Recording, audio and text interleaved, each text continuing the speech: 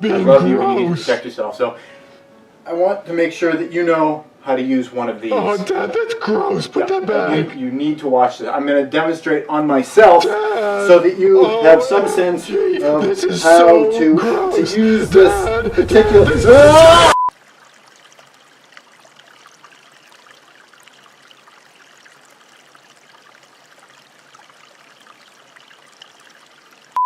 Hey YouTube, this is Praxis Prepper, and this week I'm on vacation here at Yellowstone National Park. If you've never been, it is a really interesting geological area because the entire park is located on top of the caldera of a massive supervolcano that only erupts every 600,000 years. While I'm here, this week, it had to erupt this week while I'm here. That's perfect timing. That's great. Well, as soon as that shockwave hits, I'm gonna get fried, so I guess since I'm gonna die anyway, I might as well take this opportunity to get a few things off my chest.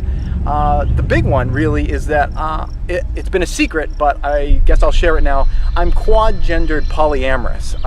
Even I don't really understand what the quad-gendered part means, but polyamorous means that I am sexually attracted to plastic. I wanted to share that because... What happened? Well, the effect was going to be too time-consuming if it hit the tree line, so we decided to stop it before the tree line. Oh, so that means I'm not going to die? Yeah, you're good. What was that sexual peculiarity you were talking about? Well... What was that all about? It's just a joke. I was just... A joke, yeah? Just fooling. Mm-hmm. Just fooling around. I'm totally normal. Totally normal.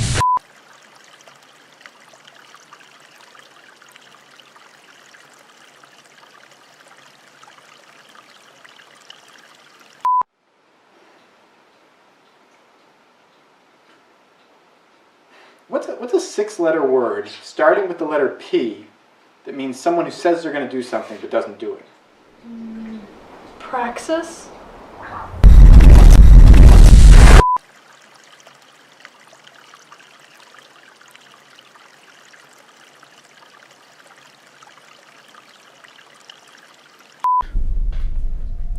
This is video log number 100. It's been 100 days since the aliens invaded and dropped the bird flu-infested clown zombies. I was prepared for that contingency. As a prepper, of course, you would prepare for that. So the very next day, I started my fortifications and, of course, gardening. Now, I'd never gardened before. It's been a bit of a rough go. Steep learning curve, I suppose. But this morning, I finally started reaping the rewards from that garden. I just harvested 20 pumpkins. This is the largest of the pumpkins. This is smaller than I anticipated. I don't know if this is going to work out.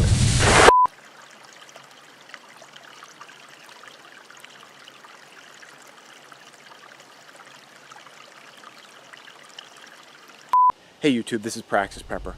Imagine with me for a moment, total collapse. Total Teotihuacan. Total Teotihuacan. The end of the world as we know it. You're walking across a post-apocalyptic landscape, scrounging for everything that you need for your daily life. You see a building, the first building that you've seen in months. You go inside for shelter, for comfort, for safety. There's one room inside the building. Has scientific markings on it. There's electricity running into the room. There's still some lights on inside. You go in there, bright flashing lights, electricity. That was a time machine. You just walked into a time machine and now you're 100,000 years into the future. What are you gonna do now? Now it's even more total Teotihuacan. More total Teotihuacan. It's a post-apocalyptic landscape. There's nothing anymore. These peaches you see behind me, they're gone. Extinct. You do find one can, a can of delicious food. You open it up with your can opener that you happen to have in your pocket when you walked into the time machine. You open it up. It's a delicious soup-like material. But you don't have a spoon. There's no spoons. Spoons are gone. Are you going to suffer the indignity of trying to drink it out of the can? No. You need a spoon, but you don't have one. Are you going to starve to death? What are you going to do? What are you going to do, asshole?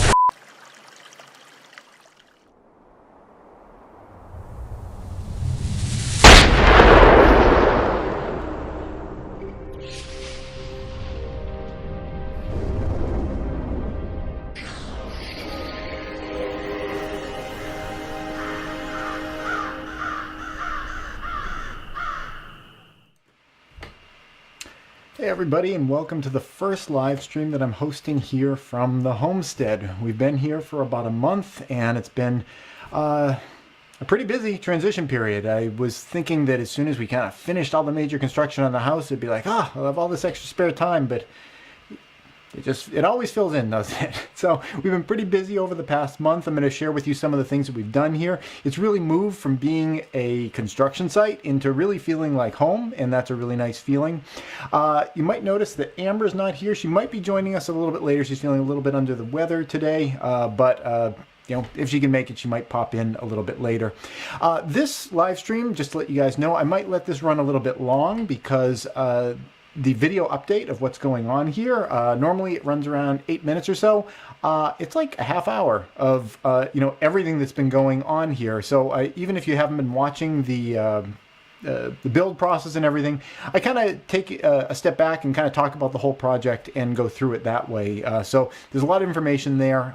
So I mean, usually we do these as a half an hour kind of thing, and the half hour would entirely be consumed by you know, the run through the house. So if you're new to these live streams, what I love to do is just take your questions. I've built several homestead projects before. I have built 2 complete houses. I've completed 2 tiny houses. So I've been through it a number of times before. I've bought land. I've done all that kind of things. If you have a dream yourself of someday building your own homestead, building your own retreat, I would be very happy to answer any questions. Now, you guys will have to work with me a little tonight, maybe help me out, because normally Amber kind of fields the questions, and you're going to get a lot of this side of this head here, because I'm going to be popping over here to kind of look at what's going on here. Let's see who's in here with us first. Obviously, Hoople's Cat, first comment in, welcome, and Alicia was able to show up. Thank you very much. Slim Dog's here, and Kevin and David are all here. So again, yeah, if you have any questions about any of the process from the very beginning, you know, how to get land, you know, at the most economic cost possible, how to begin the process, how to go through it, and, you know, what are some of the irritating parts that you might want to know about ahead of time, I'm the guy to ask about all of that. So while you guys simmer any questions you might have, let's jump right to the video clip that I recorded just earlier today. Again, it kind of runs around everything that's been going on. It talks about the high points, it talks about the low points of you know, what's been challenging since we moved in. And I know maybe a few of you guys are here because you're interested in what's going on with alien invasion. As soon as we do this update of what's been going on here at the homestead, I want to catch you guys up about what's going on with alien invasion. One of the things that's been filling in my schedule is that we've been jumping into a lot of that kind of work. I'm going to share with you kind of a little sneak peek behind the scenes of what's been going on with alien invasion. But first, let's do the tour of the house and get ready to see the side of my head again. Where's the video clip? It's very unprofessional. Hey everybody, this is Praxis, and in this video I wanted to give you an update of what's been going on at our homestead. We've just moved in about a month ago. Some things are working really great. In fact, pretty much everything's working really great, but there are some things that are challenges. I want to share that with you. If you haven't watched the series about building this whole structure, you know, you don't have to. I'm going to give you a tour of the entire place as well. It'll kind of catch you up on sort of what we've been doing, what we've been trying to achieve here. First off, right over here, you can see we have this shed structure. Now, the primary reason the shed structure was built is actually for the panels that are on the roof. These are solar hot water panels, and we had to mount them somewhere. I didn't want to put them up on the roof over here because there's going to be solar electric panels on the roof of the house. This roof over here, which is covered in snow, is a greenhouse roof, and you don't want to cover that up with panels. So I needed some place to locate these panels. Now, I could have just built a scaffold or some kind of a structure to hold them up, but I figured if I'm going to go through all the trouble of putting in footings for that and building all that, I might as well build some walls underneath it and create a structure where I can store some things. And I think I did a pretty decent job of putting something together that has been really functional for me. Now, you notice that there's some insulation on the walls, and this is going to get sheathed to look just like the rest of the house over here. I just, you know, it was not a high priority, you know, as winter was creeping in, so I didn't bother getting the wall boards on here, but ultimately it will have nice wall boards like everything else. But it does allow you to see the insulation, and that might, you know, make you question, well, why do you have insulation on a shed? Well, a couple reasons. One is that it allows me to store things in this shed that you wouldn't want to freeze. You know, if I have paint and things that you wouldn't want to put in a freezing environment, I can put them in this shed, both because of the insulation. The solar hot water panels do introduce a little bit of heat into the structure, and also because it has an actual basement. These are 4-foot walls that go down under the ground, and there's a lot of geothermal heat that comes up out of the ground that helps to keep the structure warm, and the insulation keeps the heat in there. So it's worked out really well. Additionally, this structure could be used as a tiny house. It's 140 square feet. You got the basement for storage, and there's even a loft in the top where you could put a bed. But for now, what I'm using it for is its intended purpose, which is storage. This has been a great place for just putting all sorts of things during the building process. Anything that we were wanting to move from the other house into, to this new location, I was able to bring pretty much every single day whenever I was coming over to build. I'd fill up the car and I'd have a place to put all this kind of stuff. And it's stuff you wouldn't want to have outside. There's bedding, there's blankets, there's mittens, there's hats, all sorts of things. And also things like paint that, I wouldn't be able to keep in here if it was going to be below freezing. You get a quick little peek down over here at the basement. There's a kind of a trap door held up by that little piece of nylon right here, so it doesn't just fall open and lean on things. And down in that basement, you can go down. There's gravel down on the floor, and there's more storage down there. Now it's a little bit humid down there, and I have a dehumidifier that can run under the floor here. That's run by solar panels that are sitting out on the ground to the south side of this structure. But what I've decided to do is just anything that I put in the basement, I just make it things that don't particularly mind if they're a little bit humid. I'm not going to put bedding and blankets, things that will get mildew on them and everything. So this has worked out really well. Great for storage, great for holding the solar panels up there, and overall it's nice to know that once we kind of get all this stuff out of there, you could use it as a tiny little house someday if you wanted to. The next thing I wanted to show you is just kind of the front face of the house and everything that's working over there. We're going to come along. We're on the west side of the house right now, and we're coming over to the south side. Now you can see on the south side of the house, got all of our windows pretty much are all on the south side of the house. They let a lot of sunlight in. They let a minuscule amount of heat in because of the requirements for building the house. Were kind of prevented from using windows that would allow heat into the house. That was pretty silly, I thought, but the environmental rules serve some sort of a purpose. They just didn't serve my purposes very well. I am thinking about this area right here, this vertical space here, and the corresponding one on the other side of the house, of putting in kind of some solar heat collection panels, kind of like giant solar ovens, about 3 feet wide maybe, about 15 feet tall, that would help to collect some of the sun energy when it's sunny out and vent it into the house. That's a future project that I'm thinking about doing, but I think it could go a long way to make it so we have a lot less of that smoke coming out of our chimney. If we can just run the fire on days when it's been cloudy for a while or something like that, that'd be pretty cool, and it would really serve the interests of the environmental protection rules that prevented me from putting in the solar collecting windows in the first place. We're going to go into the greenhouse, which is working really, really well. You'll see there's a door here. This wall is another one that we've yet to cover up again. Didn't want to spend a lot of time on things like that while we were trying to get in before the winter, but we did put the critical things on, like windows and doors. And what's great about the windows and doors here is that they're really helping us to keep the space nice and warm, even when it's like we've had like 20-degree days outside, but if it's sunny and the sun's coming in here, it's pushing 60 in this space. Now, at the moment, it's not much of a greenhouse. As you can see, it's more storage. We're using this as a storage location. There's a Bowflex. I used to use the Bowflex. I don't know if I'm going to keep using it. I've found some other things I like doing for exercise, but it's a storage space. But in the future, we're going to be able to use this for all sorts of crazy things. You can have vining, greenery, and everything. There's no shortage of headspace in here. It's a really, really nice space. One thing we're also using it for in here is firewood. We've been collecting firewood off the land here. One great thing about burning wood for fuel is that you can just pick up sticks off the ground, and that's kind of a nice way of heating your house. One other thing over here, which is kind of important, is this box right here. Because this is kind of an entry point, we're using this as a COVID decontamination chamber. Those are UVC lights in there. It's a really easy way of sanitizing groceries or mail or anything else that comes to the house without having to use bleach or all that kind of messy stuff. It's really nice just to be able to throw stuff in there, flip the UVC lights on, and it makes it so that everything is, you know, germ-free when we bring it into the house. So far, so good. We've had 2 years in running of having absolutely no illness in the house, and you know, having a house with a little kid that plays with his friends and all that kind of stuff. You know, that's saying a lot. If you've had an entire household with kids getting together and have no illness for 2 years in a row, that's a pretty good accomplishment, and it's all from social distancing and masking. So what's going on in here is we've just been finishing up the space. I think at the end of the series that showed sort of, you know, the process of building this place. This was you know, it was still kind of a construction space at the end of that, but we've really started moving things in. Plants make a big difference, rugs make a big difference, and the whole space is really starting to come together.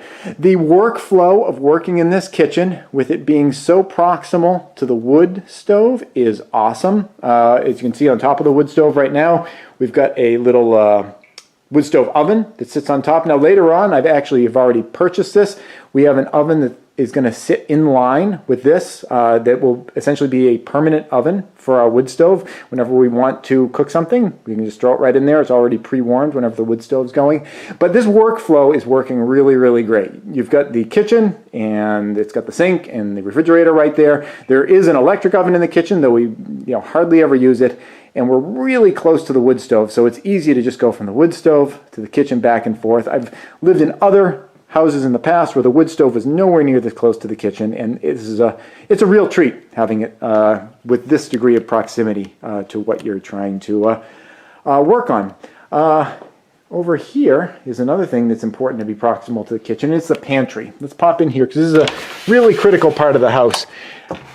This is a pantry that I'm really pleased with. We were able to get an awful lot in here. It really feels a lot like a grocery store when you walk in here. Yeah, I mean, every grocery store I go to has like concrete walls and pressure tanks in the back. Okay, it's not exactly like being a grocery store, but it is. There's a lot here, and it's nice to be able to store this much stuff and to not have to run out all the time. And it's also nice to be able to buy things in bulk because things are always.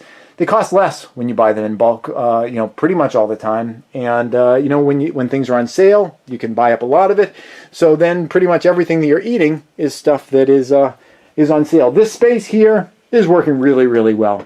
We have 28-inch deep shelves over here, 14-inch deep shelves over here. And we've kind of, allocated the space, for different height items. Like, in fact, these juices here, they're on a shelf that was custom made for their height. The two other items I want to, three other items over here I wanted to highlight. One is this cylindrical tank here. This is the holding tank for the hot water, and you can see some of the piping that comes out of the back of the tank. I know it's a little dark in here. We are going to be adding some more lights later, but for now it's just a little bit dark. That is working out really great. One thing I want to add to that, though, is some more insulation. I have a thermal infrared camera, and I was in here, and boy, does that tank look hot. I'm losing a lot of heat through the walls of that tank. I'm sure there's insulation in that tank to try to keep stuff warm in there, but it's losing heat, so I'm going to be wrapping that in some more insulation. Right next to it is something that's working on the opposite direction, trying to keep things cool. We have a chest freezer in here. I am new to chest freezers. I had always just kind of made do with the tiny little freezer at the top of a refrigerator, and boy, am I loving this. I really like the idea that you can go to the grocery store, and when things that are in the freezer section are on sale, I can actually stock up on it because I know I've got the chest freezer there. Right next to that, it's actually something I've been working on this morning, is another rack. Now I built all of these shelves just out of lumber and wall boards and everything. I just went with a store-bought shelf over here, and that was primarily just so I could get something really quickly and wouldn't have to build the whole thing. This is going to be used for storage containers, all the kinds of things that you would be storing food in, canning jars, because I do love doing canning, and And those empty jars take up just as much space if they're empty as they do if they have food in them. So you need a place to store all that stuff. And I figured this would be a nice place for it because it's proximal to the kitchen where you're going to be processing, whatever you want to store. So I figured I would do all the storage containers, in this place right here. All right, let's step out of the pantry and let's move to some other parts of the house. Now, at the end of this video, I am going to be taking you over to our root cellar, which is also a fallout shelter. We're going to do that at the end. But first, I want to buzz you around this place. And before we go upstairs, I want to take a moment to notice this space right here. Now, this, you guys know I'm into prepping and preparedness, keeping your family safe during an emergency. There's no earthly reason why it's necessary to have this ungodly amount of headroom in a structure, but boy does it feel really nice. When you're cooped up indoors, it's been really cold out, it's like, icy rain, or it's like, 7 degrees is a high. It's nice to have a nice comfortable space to live in because, you want to keep your body safe, but you also want to protect your spirit. And, living in a cave, again, we're going to go to that fallout shelter in a little bit. Living in a cave, doesn't lend itself to, a healthy emotional state. And I like the idea of having this kind of headroom, having this kind of stretch space. When I was saving up for building my first house many years ago, I lived in a camping travel trailer at a campground, which was really great in the summers, really great in the springs, pretty good in the fall, pretty awful in the winter. You couldn't even stretch your arms up without hitting the ceiling, and it really instilled in me a sense of wanting to live in a place where it had a decent amount of headspace. It also instilled in me the value of having a wood stove because while I was in my travel trailer, the heater broke and it was pretty awful. It had a squirrel cage and all these moving parts, and when they break, you can't heat your house. So I really like the idea of having a heater that doesn't really have much for moving parts. You throw in a stick, you burn it, and there you go. All right, getting to the top of the stairs here, we're in our library, one of my favorite parts of the whole house. Now you can see it's starting to get populated with all sorts of books here. Not all the books in the house are in this library, but the majority of them are. Up along the top, we have, adult fiction kinds of stuff over there. Coming over here, there are travel books, one of my favorite sections. This is all international travel books. You can dream of all the different places you'd love to go in the world. And as someone that's into prepping and preparedness, I'm not all about hiding up in my house all the time. I like to live my life, and someday I would love to go to Australia. Why not? And all these other places. Down below that, we have, stuff for God's chosen country, USA, because God favors the United States. I've seen that on a couple bumper stickers, and all sorts of other sections here as well. It's not all just stuff about planning, preparedness, and all that. It's like anything you might want to do to enrich your life. We have a section on English and literature. There's a section on art and history. There's even a book about comics there. Different languages you might want to learn. I'm not going to go through every section here, although I will highlight this one right here because this is a pretty important one. This is the section about prepping, preparedness, living off the land, all sorts of camping topics. Also architecture, how to build. There are books here about how we built the house that we're in right now. So we have books on all different types of topics, and not just nonfiction books. There's also books, like I said, there's adult fiction, there's young adult fiction, science books. We do homeschooling here, so it's nice to have access to all these things. Although the topic of Hiroshima came up the other day, and I went to the encyclopedias. You can actually see that H is pulled out up here. They didn't have a picture of Hiroshima after the bomb went off. My boy was curious about what it would look like if a nuclear bomb were detonated. It didn't come up in Hiroshima. I mean, there's some really lovely pictures of Hiroshima, but I was a little bit surprised that wasn't a part of the history that they thought was worthwhile sharing in the history book. Let's check around to some other spots in here, in the bathroom here. Lots of stuff is developing in this room. We've got just above the tub, some more tile is going in that has a couple different purposes. One is to make it look awesome. I think it looks pretty awesome. But additional to that, there's always a little spatter from the shower that gets up on the walls here. Now, if these walls were just wood, they'd eventually get kind of mildew. Even if you water treated them, they'd get a little mildew. So putting the stone up there is going to protect from having your wood get mildew on it. But also, like I said, it looks pretty awesome. Let's spin around over here. right behind the door, we have some storage, and that's a lot of what I've been working on since we moved in is storage spaces. You know, being able to actually put stuff, not just to have the volume of space you need, but having shelves. And here are some shelves that I built here. Now these are right over the washing machine. And now you'll notice that the washing machine doesn't have a dryer over it. A lot of people would put the dryer in that space, and you could put a dryer in that space, but I have not used a dryer for well over 10 years. We always are hanging up our clothes inside on racks or outside on a line or something like that. And if you can go without a dryer, which is totally possible, I live in New England, it gets cold, it gets wet, it's humid here all the time, but my clothes do eventually dry. It's really not that big a deal. You save a lot of energy. You save a lot of pollution isn't happening because you're not running that dryer. You save a lot of money because you never had to buy a dryer in the first place. And on top of that, something that you get, not talking about saving, something you get is look at all this free storage space that is really useful in the bathroom. We get to put that, populate that stuff with stuff that we really need. Just a shout out right here. When I was making these shelves, I figured if they were just about a foot high, that would fit pretty much anything. It did not ever cross my mind that there would be a toothbrush that was slightly longer and would not totally fit in there. How long are people going to make toothbrushes? It's like an arms race. They just get longer and longer. Someday mankind will make a toothbrush so long it'll destroy the whole world. All right, coming into here in the media room, we ended up deciding to put all of our media stuff in the wall there. And now this is a little cubby that extends above where the washing machine is. And I was able to make that little cubby because we don't have the dryer there. It's worked out really well. Initially, we were planning on having kind of like some kind of a shelf or something here. There's a hole where the HDMI jack was going to be because the HDMI wire kind of runs through the floor over here, blah, blah, blah, does some crazy things, and then gets over to the back of the monitor here. Originally, we were planning on having the decks there, but in practice, and this comes down to something that comes up a lot when you build, is like you create something and then you think about it and you're like, I want to do this a little differently, or this isn't exactly how I was envisioning, so I want to change something. And there's nothing wrong with that. I mean, it's great to try to avoid getting into that situation. But, the idea that you learn something and you're smarter today than when you were yesterday, there's nothing wrong with that. And, we realized if we put a shelf here, it just would have protruded out and it would have made it kind of hard to get into this area. So we decided to kind of reroute the electric wires and the HDMI, and we got them up to there, and we were able to reroute because into prepping and preparedness, I left some extra slack in the line, and it was enough to get us all the way up to here.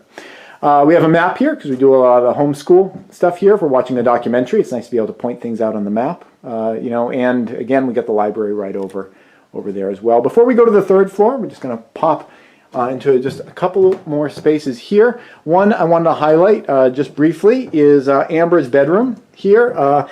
This was originally intended to be my office, kind of a small office. It's a small space. I think it's only like something like 8 feet by maybe 12 feet. 8 feet by 12 feet or something like that. But, it's perfectly serviceable as a bedroom. Amber wanted to just have a small bedroom, and, realistically, you only spend 8 hours a day in your bedroom, and you're asleep during most of that. So who really cares whether it's like giant or luxurious or whatever? It's a space where you're sleeping. So she's been in there. We're still kind of building her bed. Here's the bed frame, kind of vertical. It's kind of leaning up against the wall there, just using the mattress on the floor. But, there's plenty of space for what she needs to do. She also has a desk in there where she does some work. So speaking of luxurious spaces and how you don't need them, let's check out my bedroom because it's wicked luxurious with space that I really don't need. Though I am using some of it for my office, is where I edit all my videos. It's still a little bit messy in here. It's one of the least important places for me to finish up. I'm kind of slowly doing it, but there's no huge rush. You can see a window in this room goes into the eastern greenhouse over here, and my bed is in the same state of just being on the floor. We have not created the bed frame for it yet. Right over here, just want to mention a couple things in terms of prepping and preparedness. It's oftentimes nice to have a flashlight next to your bed if you ever need one, and this lamp that we got has a USB charging port right on it, so that's kind of a nice thing to have.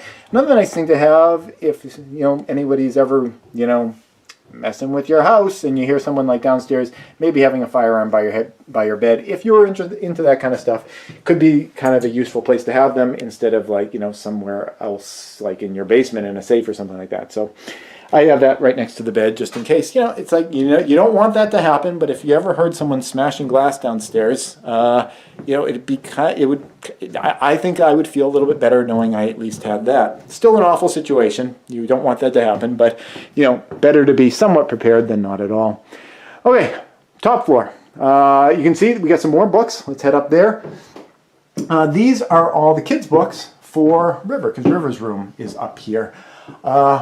This was kind of a late ad. Originally I was going to have all the books down in the library, but we realized we just had too many, and this seemed like a really good place to put in 2 shelves, one on either side of this little closet door. And you can see we're still organizing things as we put everything together here. Let's just pop over into River's room through the most interesting door in the house. We had to nip the corner of it off to fit it in with this roof joist here, but I think it makes it kind of interesting, the fact that it was like that. In this space, River's got his bunk bed. We don't have like a hidden, mysterious extra kid living here. River just liked the idea of a bunk bed, and if he ever has a friend over, there's already a bed for them. A couple different things going on in this room. One of them is these vents right up here. These vents grab the hottest air from the house that comes up from the wood stove that collects up in the top several feet of this room, which could make this room kind of uncomfortable in the wintertime if it gets too hot up here, or in the summertime. And what it does is there is a conduit here. This is kind of like a false ceiling where there's a space behind there, and it runs all the way back down here to this vent here. Now you'll notice at the moment it doesn't actually connect to that vent. It just goes to this hole right here, and I need to finish kind of boxing the rest of the space in. But eventually there'll be a contiguous pathway for the air to be drawn all the way over into this vent right here. We're going to build a little more infrastructure around it. We're going to put a inline filtering system, so we're keeping dust out of the lines. And this is the way that we are going to be taking all the hot air from up here and pumping it down under the floor to heat the floor downstairs. So it makes this area more comfortable because it's not as hot, and it makes downstairs more comfortable because it's not as cold. I learned that from the first time that I built a house, that whenever you're heating with a wood stove, there's a real tendency for it to get hot at the top and not nearly as comfortable as you would like down on the lower floors. So being able to circulate that air through the space really helps, and running it under the floor really helps to kind of heat the floor and keep it warm. The last room here on our tour is the storage room, and this is working out really well. This was actually originally going to be the second bedroom. This was the idea was that this would be Amber's room, but there's an awful lot of space here, and I'm happy to be able to utilize it for general storage. You can see there's a lot of empty shelf space here. We're still kind of populating this, kind of sorting through things. One thing when we were moving was that we would just throw things in boxes, didn't really organize it all that well, and we're kind of going through things here. But it's really nice to have all this space, because once it does get organized, it's nice to have backup stuff. These are extra filters for the air filter units that we use here. The fan that we use to circulate the air from the top floor down to the bottom, this is a backup fan. If that fan ever went down, and it'd be really nice to have a backup all ready to go, because like, who knows, like when COVID happened, there were issues with getting supplies. There was stuff you just couldn't get, and knowing that you have that backup tool ready to go, whenever you need it, I think it's a good feeling, especially when it's stuff that's important to you. I mean, if it's something that's like, nail polish, it's like, oh, I couldn't go a day without whatever nail polish I wear. I don't mean that as a dude, but like for women that wear nail polish, I guess some dudes wear nail polish too. But for discretionary stuff like that, it's not a big deal. But for things that really impact the quality of your life, like a vent fan that allows you to make it comfortable on the top floor, comfortable on the bottom floor, things like that, I think it's important to have extra of it just in case you run out. Here are some bathroom things that are kind of important to have. Now there's a lot of Clorox wipes. We had stocked up on those before the pandemic, and honestly, we haven't used that many of them. We've used other methods of cleaning things. I think they're pretty convenient when you go out, to have some of those on you, but haven't really used that many. I suppose we're saving those for the next pandemic. And we have other bathroom things here as well. But the idea is we're starting to organize things and really get use out of out of the space. Now I mentioned that in this video I was going to tell you some of the things that were working well and some of the things that have not been working all that great. And so far I've talked just about all the things that have worked out reasonably well. There is one problem that we've had with moving in here, and it's not something that was surprising to me. I knew that it was coming. I knew that it was a blind spot that I wasn't preparing for, and that problem is firewood. The house has a lot of insulation on it. We're doing okay. We only have a couple more months of winter here, and I mean, in fact, we really only have like one more solid month of winter, and then we're going to start getting into spring. But we're getting low on firewood that is dry. I'm going to turn you around, look out the window here. Right out there, there is a lump in the snow. There's a lot of lumps, but this particular lump right here, this lump right there, that is snow on top of a tarp, on top of a bunch of dry wood. Now, I stacked that wood up over the summer, and I threw a tarp over it, and that's our supply of firewood. But it's covered in snow, it's covered in ice, it's hard to get at. So at the moment, it's kind of a situation where we don't have that much firewood, and it takes a long time to get new firewood. So we're just trying to stretch what we have, and as I need, I'm kind of going in there. But that's really our big challenge, is the fact that we're so busy building to get ready to move in before the winter. There were things like that I knew I was kind of just leaving off to the side that, I hope they don't bite us too badly. But that's like one of the challenges that, while we were building, it would have been great if I could have gotten more firewood. I could have bought firewood and had it, just delivered, cut and stacked. But I've got so many dead or felled trees here. It seemed really crazy to buy wood when there's so much of it just lying on the ground for free. So once we get through this season, we're going to be fine going into the future. But that was kind of a challenge. Trying to balance, because I knew I was going to need some firewood, but over the summer I didn't want to spend a lot of time on it because, we really wanted to build to get in here. So I hope that gives you a sense of how things are going for us over, the past month or so.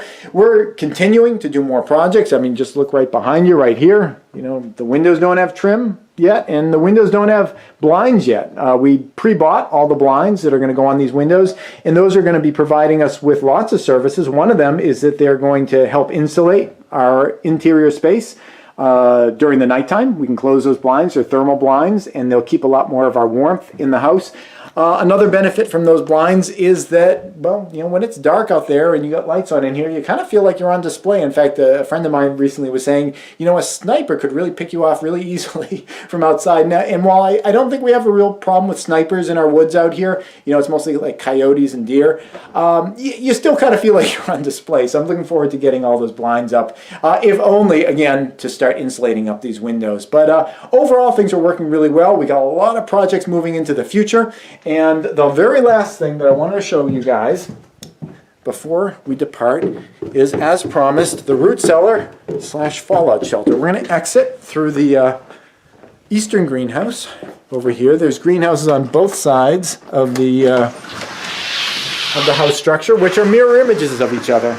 This one actually tends to be a little cooler because this one gets morning sun and is somewhat blocked by trees. The other one tends to be warmer. It gets afternoon sun, and we've got better sun exposure over there. But at the moment, this greenhouse also is being used for storage, but this one's more like construction stuff. There's extra stuff that we're using for building, tools, things like that. But again, over time, both of these greenhouses are going to start turning a little bit more green. Let's head out this way, and we'll get over to that root cellar. We've got a little path in the snow. The only way to get between the house and the root cellar is outside. There had been some consideration for the idea of building a tunnel between them that you could crawl through. Ultimately, it just seemed too crazy to me. Yeah, I don't know, there were some apples in this greenhouse the other day that I ended up not getting because it was nighttime and I hadn't shoveled this path, and I really would have liked those apples, which I probably would have crawled through a tunnel to get, but I wasn't willing to come outside.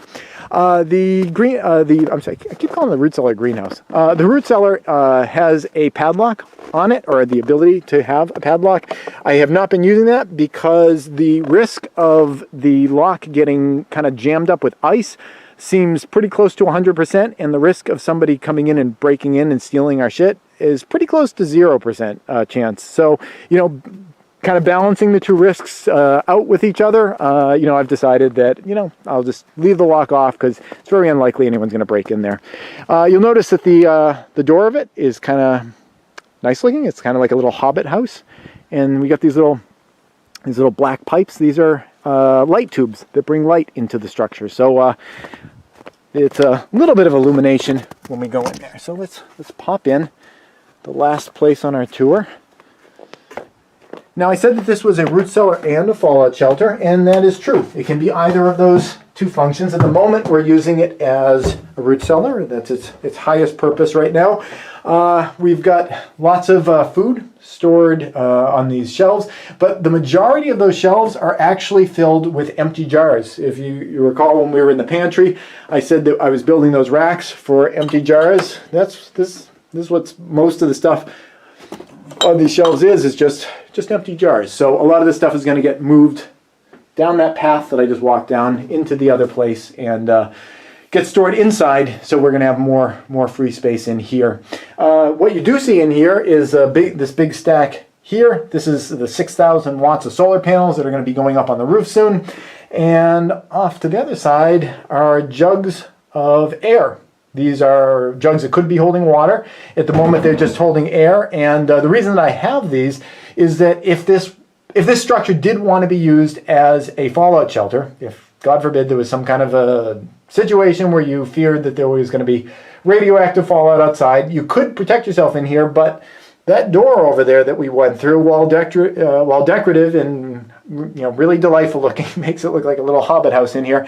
That's not a lead-lined door or anything. So radioactive energy could be coming through that door, and one way of blocking that is with like I said, lead or rock or concrete or water. So if we wanted to block up this door to make it so that energy wasn't coming through the door, wasn't irradiating people that were sheltering in place in here, you could take these stackable water jugs, fill them all up with water, and make a little water wall that would protect you from radiological energy coming in through this entrance here. Again, God forbid nothing like that ever happens. When we built this place, it was right when Donald Trump was seeming like he was going to be the new president, and who really knew which way that was going to go? As it turns out, Donald Trump was like the first president in a long time to not start wars, and that was pretty awesome. But back then you just didn't know, and being into prepping and preparedness, you think about risks that might happen, and if they're not too big of a hassle, even if it's a low likelihood, you want to prepare against it. Now, this was a huge hassle putting this thing together, but I always knew that we were going to get that benefit of it being a root cellar. Whether or not there was a nuclear fallout issue or not, I knew that we were going to be able to use that as a root cellar. And that is the best kind of preps are the kind of preps that you can use for all sorts of different benefits and the sorts of things that you're going to see a quality of life increase whether or not anything bad happens. Whether or not there are shortages at grocery stores, whether or not there's a nuclear exchange, that root cellar is always really helpful, because if I go to the grocery store and say like grapefruits are on sale and I want to buy more than I can fit in the refrigerator over here, I can throw things in that root cellar, and it works really well as a refrigerator. It's 39 degrees, 38, 39 degrees in there in the wintertime. And, it's increases the quality of my life, allows me to save money by buying things in bulk when they're on sale at a grocery store. So I hope that this has been a helpful tour. I'm going to do more tours going forward into the future so you guys can kind of see, how things develop over time. Like I said, we have a lot more projects that we want to be working on over time and introducing them here. But you only got so much time in the day, and you got to pick the most important ones as you go. So the least important ones are coming up. That's it. Thanks for watching. Okay, well, I hope you guys found that update helpful, and right now I'm going to do what Amber usually does. She turns down the volume, which I forgot to, because I got an echo going on in here. Okay, there we go. All right. So I jotted down some of the questions that you guys had popped over to me during that video clip. If you have other ones, please feel free to type them into the comment window there. I've got a little split attention, so I'll try to keep poking my head over there. You know what? If you can do me a favor, if you have a specific concrete question, put it in all caps. That way I can have my eye go right to it. But for now, I'm gonna hit the questions that we had during the video, and then I'm gonna share with you the alien invasion stuff. The first one was from Alicia, and she had a question about the solar panels. Now, the solar panels that heat the hot water for the house, they are on the shed. And obviously we're not taking, well, maybe it's not obvious, we're not taking showers in the shed. We're taking showers here in the house. So we have to get that water over here. Now, what my plan had been, and what we ended up doing, is that we did the lines underground. That is apparently not something that's totally unconventional. What I did to prepare for that is we left 2 4-inch holes in the bottom of the foundation of the shed and kind of paired those with 2 4-inch holes that we put in the foundation of the the house foundation. Then we just ran conduit between the 2 of those, and the one hole supplies the supply of the... It's not water that's in those panels. It heats your water, but it's actually a glycol solution, which makes it so that it doesn't freeze. One is the supply line of the glycol going out there. It gets heated up in the panels, and then there's the return line that brings it back in. So we just did everything underground. I put some insulation over that, and I also ran a couple of other lines next to it. One is an electrical line that goes out to the shed. I haven't run electricity to the shed yet, but the line is there. It's just a piece of conduit, so I can run some Romex wire through it later on, so we can get electricity out in the shed. And the other one, excuse me, is a water line so that we can run underground water over to the shed. From the shed, I don't really need water in the shed, but from the shed, if... when people talk about emergency situations happening, they talk about like, well, maybe, my group or my, my prepping group, my prepping community, my family might come to my place. In my family, this is the place where my family would all come if there was ever a big emergency. And I've kind of planned for that a little bit. I have a spot over by the shed where my parents could park their trailer, and the electricity being run to the shed could be run from the shed over to their trailer so they could have electricity there, and water would be able to be accessed as well. So that's where we're running water to the basement of the shed, which would then kind of like get kind of diverted over towards their trailer if they ever needed to use it. One problem with that, though, is that where those holes are below the grade is not deep enough to really run water in the wintertime. So we have drains on those lines so that we can, pressurize the line during the summertime, then drain it in the winter. But in order to try to extend that season a little bit, I put that water line right next to where those hot water tubes are under the ground. So you've got some constant, flow of heat energy under there. There's an insulation bed on top of it to try to keep that heat down underneath there. So, I am going to do some temperature readings over time, and it might be the case that that area underneath the foam actually doesn't go below freezing even when it's cold, above ground. So we're going to find out about that later. But that's how we kind of ran the lines from the shed over to here, was to do it underground, and it's working. Seems like it's working, very well for us so far. There was another question about the solar hot water, which was from David, and that was about wintertime. Now, I already talked a little bit about some considerations for wintertime. It's a glycol solution, so it can't freeze. Well, it can freeze at some temperature, I'm sure, but it doesn't freeze at normal temperatures in the winter here on Earth. We're running it underground underneath some insulation. In terms of whether it's effective at actually heating our water, yes, it is. We have had a number of cold days here in the United States. We've been hit with a lot of Arctic air. I guess the vortex up in the North Pole has been destabilized, and that's been hitting a lot of areas with colder air than we're accustomed to getting. So we've had plenty of cold days, with a high of like 7 degrees. And even on some of those days when it was like a high of, like I said, 7, and this is from Fahrenheit scale, so 7 is actually below freezing in Fahrenheit scale. Even when we've had these really cold days, when the sun's out and the sun's strong, I have temperature meters on those panels out there. It came with the system, and I can look at the gauges right on that big water tank down in the basement, and you can see the temperature inside the tank, you can see the temperature inside the panels, and you can hear when the pumps go on, when the temperature in the panels is hot enough to heat the water, and that number is 140 degrees Fahrenheit. When they get to 140 degrees, it'll kick on, start cycling the water. It might even be a little bit lower than that. They'll start cycling the water through, a lot of days, even in the wintertime, we will be getting enough sun to heat that stuff up. So it works really, really well, even when it's cold out. Alicia had another question. Let me just look over here. What's my favorite color? Thank you. That's really, really helpful. I'll get to my favorite color in a little bit. What is this other one? Have you thought of installing a hand pump Well, okay, yeah. I'm gonna get to that one. I have a terrible memory, so I'm gonna jump to that question first. The question is from the Crowflies about whether I thought about installing a hand pump well for a backup.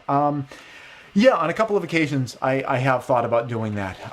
It's kind of expensive to drill a well. If you really wanted to do a hand pump well, I think the best way to do it would be to have it be just a separate well, because once you get your well all closed off, with your electric pump down in there, if you open that up and you're trying to put other things in it, you can get contamination into it. It's good to just kind of like let that be and not mess with it. So, I think if I was ever going to do a permanent kind of hand pump well, I would do a separate well. I'd dig a separate, well shaft for that.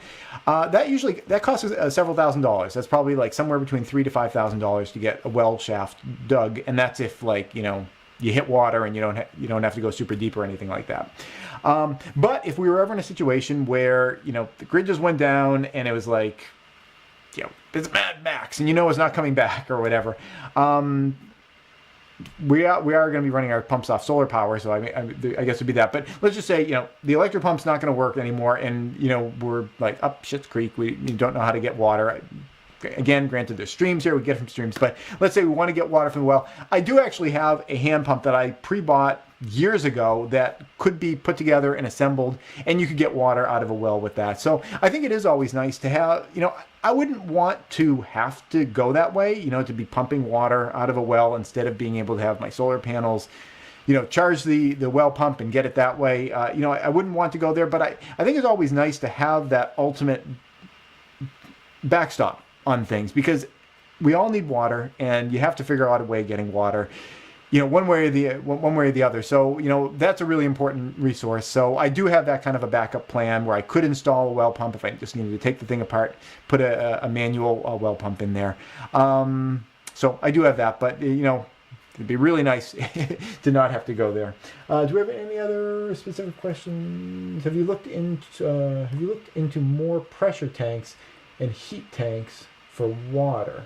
No, I think we're probably going to be pretty good. I am going to be doing, like I said, well pumping from the solar panels so that even when the grid goes down, we can still pump water out of there. And realistically, living here in New England, we've always got water. There is always water around. We've got streams all over the place. Push comes to shove, I wouldn't even need to use a well. I could just go down to the stream, fill it up. You saw those giant 5-gallon, square Perry air containers in the root cellar there. I could fill one of those up, throw it into a gravity filter, and I could very easily get water. Water is not a challenge here. There are other challenges here, like if the grid ever goes down, we got a lot of nuclear plants around here. That would be the thing we'd have to worry about. But water around here is not something we really have to worry that much about. We always have a constant supply of it. Okay, Alicia had asked a question about the best house plants for having indoors. Well, actually, she addressed it. What house plants do I have? But I think what you mean is what are the best house plants that one might want to have indoors for cleaning the air, things of that nature, or other uses that you may have. Now, a lot of the plants that I have there, I noticed somebody had mentioned this in the comments, are aloe plants. If you ever get one aloe plant, it's really hard to keep it from becoming lots of aloe plants. A piece breaks off, you throw it in dirt, it becomes another plant. So unless you have lots of friends that are willing to take aloe plants, or you just can be really cold-hearted and just compost them or something like that, you end up with a lot of aloe plants. But aloe is a really useful, item, for your skin, whether you get a burn or not. It's a, good skin amendment. It's also apparently edible, but it tastes really, really horrible. You ever take aloe and put it on your hands and then lick your fingers afterwards? Because we all lick our fingers. That's just the thing people do. It tastes really awful, to be straightforward about it. I see aloe, big piece of aloe in the grocery store. Maybe there's different types of aloe, but I don't know why anyone would intentionally put that in their mouth. Well, it's like a lot of innuendo in that right there, isn't there? Okay, but anyway, I have a lot of aloe plants, but if you're interested in cleaning the air in your house, aloe plants, all plants are going to clean the air to some degree, but some really great plants for cleaning the air, and I wrote them down so I wouldn't forget about them, are spider plants. Really common plant. It's another plant that you get one of them, you're going to have babies and they're really going to spread. Spider plants are really great at cleaning air, and this is not based on my opinions. This is based on scientific studies that I had read years ago of different plants that are really helpful for or cleaning the air. So spider plant was one of them. I like that one because it grows so easily and it makes babies all over the place. Another one that's kind of like that is pothos. That is like a jungle vine, and that is another one. Doesn't need very much light, and it's easy to make more and more babies from that stuff. You just take a little clipping, there's little roots that come off of it, and you can keep propagating that. And another one that I've never actually grown myself before, but it's supposed to be really good at cleaning the air, is philodendron. Those are like big kind of elephant ear looking leaves on those things. Those are three. There are some others too, but those are the ones that stuck in my mind. Those are really great ones if you want to keep your air clean. But I would recommend spider plant and pothos. Pothos doesn't really need very much sunlight. In fact, you see it in offices all the time. It's like the universal office plant is pothos sitting on the top of someone's cubicle kind of going down. And spider plants are great because they just propagate themselves so great. I want to get to, I've never said your name out loud. JJ Dog Booty?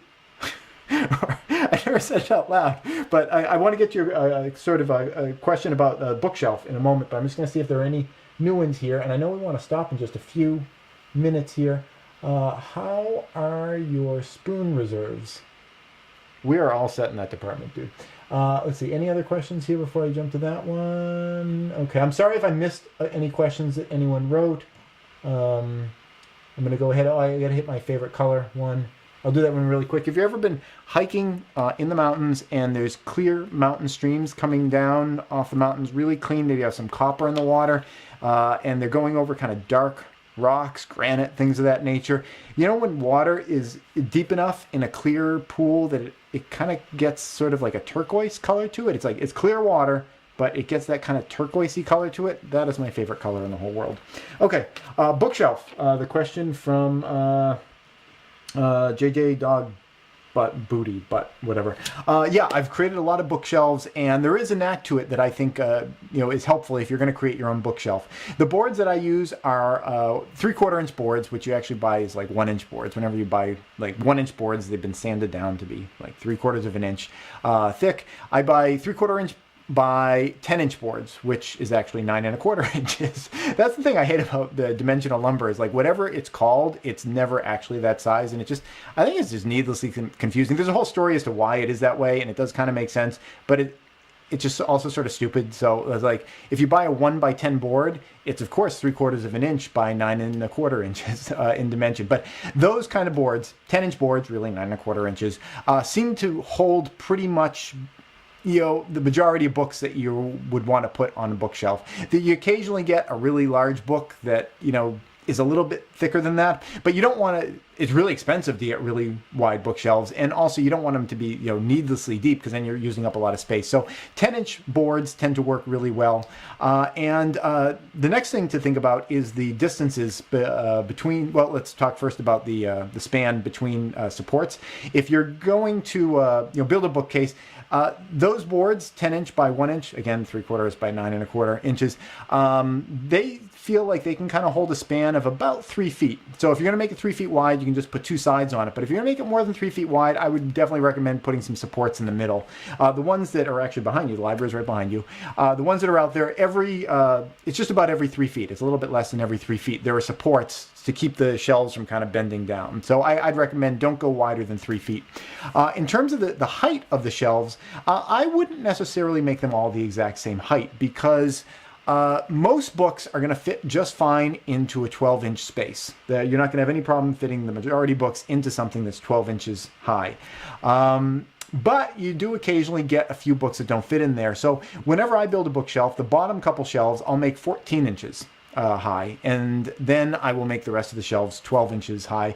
That way I can put any oversized books down at the bottom, but I'm not wasting a ton of space making every single shelf 14 inches because you usually don't really need that. So those would be my tips, having made a number of bookshelves in the past.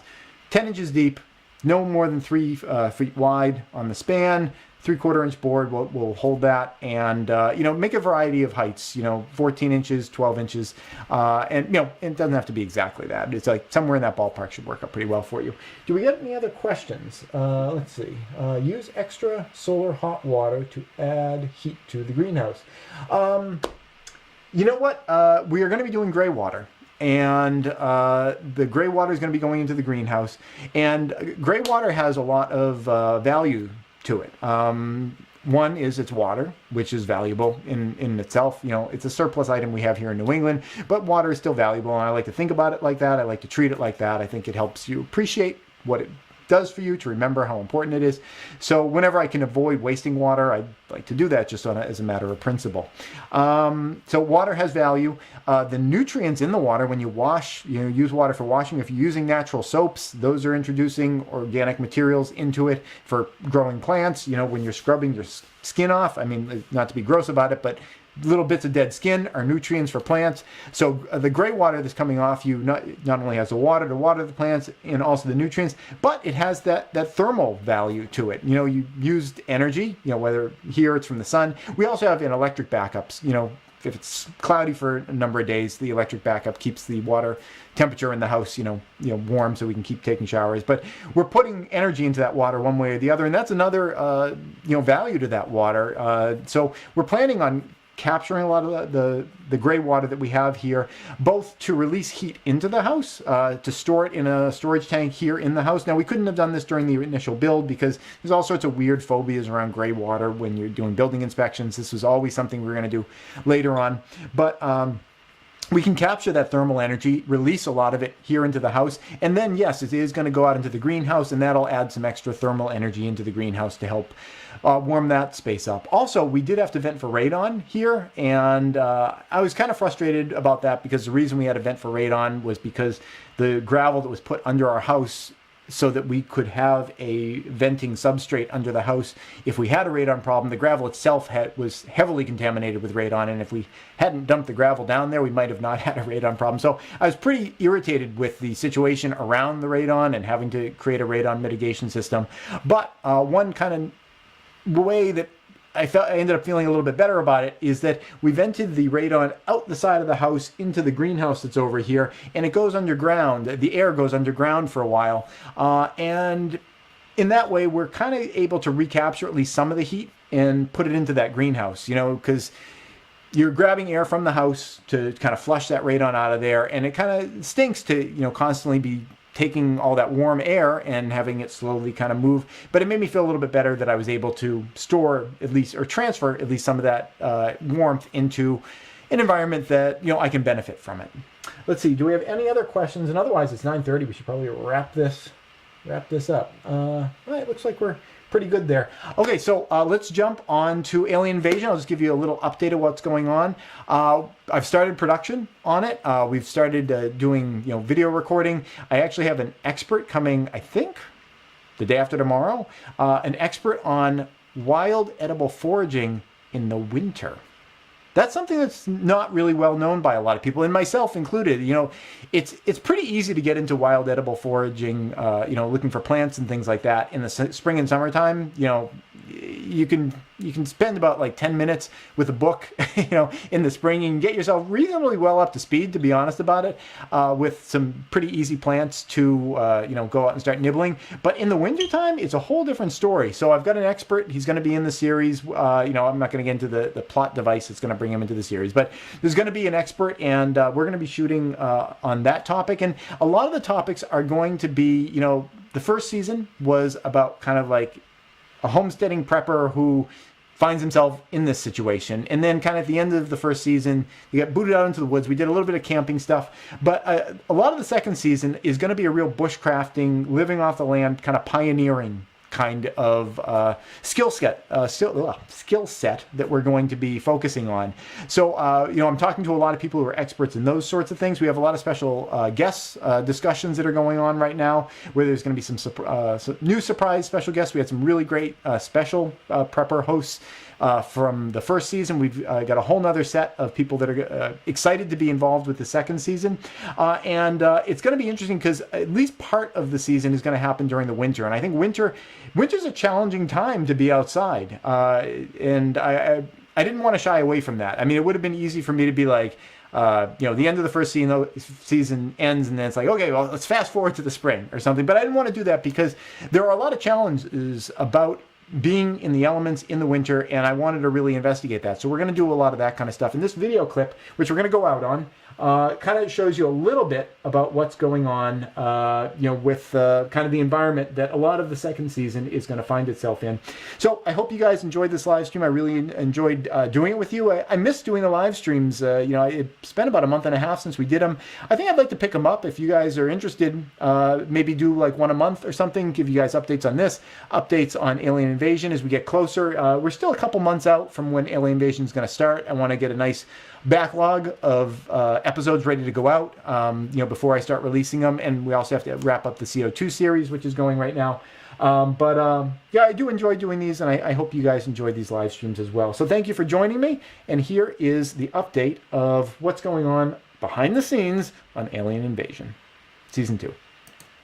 Hey everybody, this is Praxis, and I'm here at the location that we've been using as our survival shelter in the Alien Invasion series. If you've been watching the Alien Invasion series, you might recall that my character, when they were choosing a location to build this shelter in, had a couple criteria that were important to them. One of them was they wanted it to be someplace that was sort of elevated, a place where you had access to the building materials that you were going to want to use.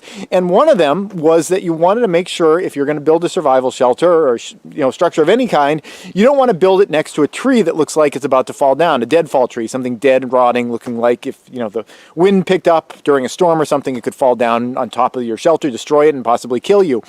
Well, I didn't really take that one super seriously, based on the fact that I figured as long as I didn't show the deadfall trees or the potential deadfall trees in the shot, if you don't show them, they don't exist. And there were two right behind you, and over the past year during a storm or something, they fell and went right on top of the structure. This morning, my boy and I came out. We completely rebuilt the structure because it was literally a bullseye right on top of it. Broke the backbone of the thing. I'm really glad I wasn't inside when that happened, but it was a good illustration. Now, again, I kind of ignored that rule because it's a fictional series. It's a movie. If you don't show things in the shot, as far as the story is concerned, they don't exist.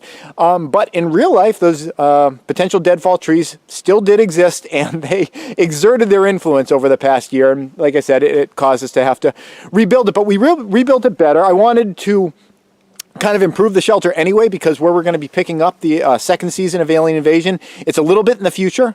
So there have been some modifications. You're going to see when the series begins that, my character is kind of, he's been working with the site, improving it and everything. And one of the improvements you can see right on the front of it is that the entrance is a lot smaller. When we built the initial structure, it was a nice big opening on the front. And what you would want to do in the wintertime is really close that up. So when we built it this time, made a nice small opening. And that would make it so that it's a lot easier to keep the draft, the wind from blowing around on the inside, and just make it a lot more comfortable and easy to keep warm. I'm just going to kind of float you in here and see if we can see anything. One thing you'll notice is pretty dark in here. We have some little gaps in the roof, and I'm thinking that is the blizzard that we're experiencing right now kind of progresses.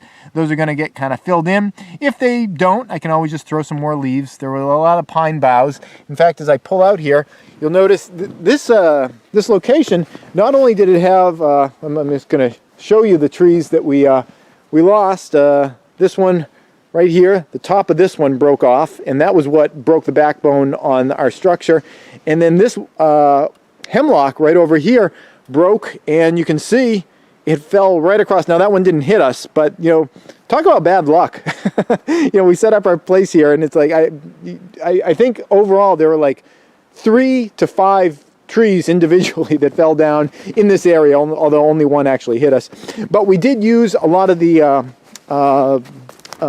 boughs coming off of this hemlock tree for rebuilding. So I guess it was sort of serendipitous that this guy came down, because we were able to grab a lot of this material and finish doing the rebuild on our structure over there. So I'm excited to share with you guys Alien Invasion Season 2 coming up pretty soon. But first we gotta get those episodes shot, put together, and there's a lot of exciting things that are going to be coming up in this series, a lot of special guests that I think you guys are going to love, and well, I'm as excited as you guys are. That's it, and thanks for watching. This episode has been brought to you in part by Prescott Caliber Club and Jeski Defense Strategies. Prescott Caliber Club is a federally licensed firearm manufacturer and retail store specializing in firearms, survival gear, and producing great online content. If you want to thank them for supporting this channel, go check them out at PrescottCalClub.com. Please subscribe and tune in every Friday at 4:30 New York time for a new video. And if you'd like to support this channel, you can do so both through Patreon or PayPal.